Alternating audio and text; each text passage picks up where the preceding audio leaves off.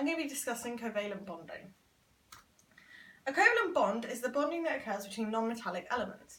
It involves the sharing of electrons, unlike ions which involve the transfer of electrons. Covalent bonds do not cause ions, however, like ionic bonds, it forms to ensure the stability within atoms by filling the outermost electrons.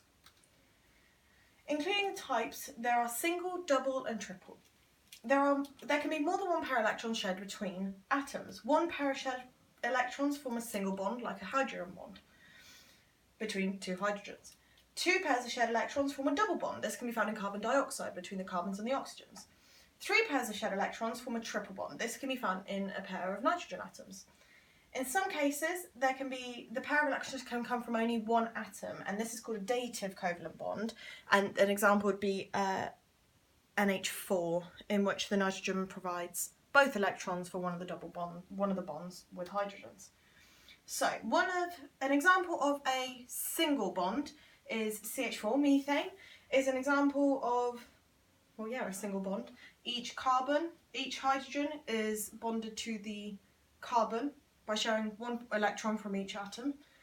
It means that the hydrogens have 2 electrons to fill their outer shell. The carbon has 8 to fill its outer shell. Carbon dioxide is an example of a double bond. There's 2 pairs of electrons, so 4 electrons in total being shared. 2 come from the oxygen, 2 come from the carbon.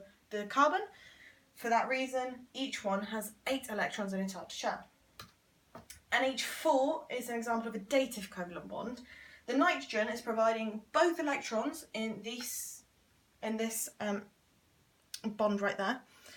The rest of them are just normal covalent bonds, with each atom providing one of the electrons.